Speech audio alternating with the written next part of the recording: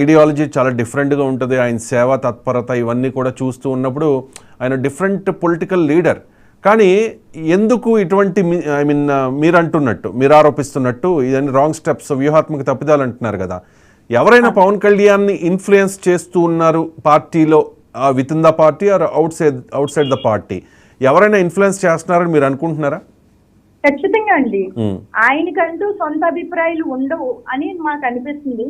ఎందుకంటే ఎవరిని నమ్మితే, పక్కన ఎవరైనా ఒకళ్ళు ఉంటే వాళ్ళని నమ్మి గుడ్డిగా ఫాలో అయిపోతారు. ఆయన గ్రౌండ్ లెవెల్ ఏం జరుగుతుంది, వాస్తవాలు ఏంటి తెలుసుకుంటే అంత ఓపిక ఆయనకి లేదు. ఎవరో ఒకళ్ళు రాసిస్తే చదివేయడం అలవాటు అయిపోయింది ఆయనకి. ఓహో, రైట్. అండ్ ఇంకోటి 2,36,000 ఓట్లు ఉన్నాయి పిఠాపురంలో.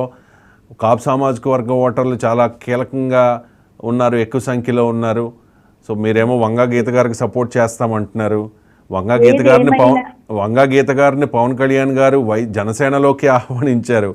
సో ఈ నేపథ్యంలో వంగా గీత పవన్ కళ్యాణ్కి ఎంతవరకు పోటీ ఇవ్వగలుగుతారు? పోనీ రివర్స్లో అడుగుతా, పవన్ కళ్యాణ్ వంగా గీతకు ఎంతవరకు పోటీ ఇవ్వబోతూ ఉన్నారు? పవన్ కళ్యాణ్ గారు అట్లీస్ట్ ఒక ఇప్పటి వరకు ఇక్కడ గెలవలేదు. వంగా గీత గారు ప్రజారాజ్యంలోకి వచ్చేటప్పటికి ఆల్రెడీ ఆవిడ జిల్లా పరిషత్ చైర్మన్, అలాగే రాజ్యసభ ఎంపీగా కూడా ఆవిడ పొలిటికల్ అనుభవంతో ఉన్నారు. ఆవిడికి వ్యూహాలు తెలుసు. అలాగే ఆమె వెనక జగన్మోహన్ రెడ్డి గారు లాంటి ఒక ప్రత్యేకత ఉన్న సీఎం గారు ఉన్నారు. వాళ్ళ వ్యూహం వారికి ఉంటుంది. ఆవిడ జనాల్లోకి వెళ్ళి ప్రతి ఒక్కరిని కూడా మెప్పించగల మనస్తత్వం ఆవిడకి ఉంది. పవన్ కళ్యాణ్ గారి చుట్టూ ఉన్న వాళ్ళందరూ కూడా ఒక విచిత్రమైన రాజకీయ నిరుద్యోగులు ఉన్నారు. అవసరమైతే అమ్ముడుపోతారు. ఏదైనా మాట్లాడితే మాట్లాడిన వాళ్ళని కోవట్లు అంటారు, వైసీపీ కోవట్లు అంటారు. అందుకని వీరిద్దరిని చూస్తే మాక్సిమం వంగా గీత గారు పిఠాపురం నియోజకవర్గంలో దూసుకుపోతున్నారు అని అనిపిస్తుంది. ఎంత మెజారిటీ వస్తుంది? మెజారిటీ అన్నది ప్రజలు చెప్పాలండి. రైట్. పవన్ కళ్యాణ్ గారు చెప్తున్నారు 1,00,000 కుటుంబానికి 1,00,000 ఇచ్చే ప్రయత్నం చేస్తున్నారు, అయినా 1,00,000 మెజారిటీతో గెలుస్తాను అని చెప్పి. నేను ఒక మాట చెప్తున్నానండి, మనం జనాల్లోకి వెళ్ళాలి, జనాలు మనల్ని మెచ్చాలి.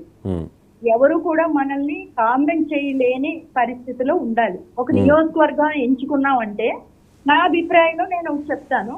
నేను టీడీపీలో 8 సంవత్సరాలు వర్క్ చేశాను. ఆ నాయకుడిని చూశాను, ఈ నాయకుడిని చూశాను. అస్సలు చూడని నాయకుడు జగన్మోహన్ రెడ్డి గారు.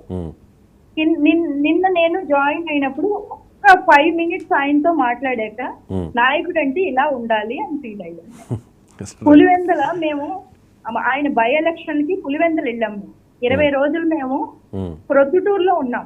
20 రోజులు పులివెందుల్లో తిరిగి ఆయన ఎంపీగా పోటీ చేసేటప్పుడు ప్రతి ఇంటికి, ప్రతి గడప మేము తిరుగుతుంటే అక్కడ చెప్పారు, అమ్మా రాజశేఖర్ బిడ్డమ్మా, రాజశేఖర్ బిడ్డకు ఇక్కడ అవమానం జరిగింది, సోనియా గాంధీ మాకు అవమానం చేసింది, మీరు ఓటు అడగకండి అమ్మా, దూర ప్రాంతాల నుంచి వచ్చారు, మజ్జిగ తాగి వెళ్ళండి, మా బిడ్డను మేము గెలిపించుకుంటా ఉన్నారు.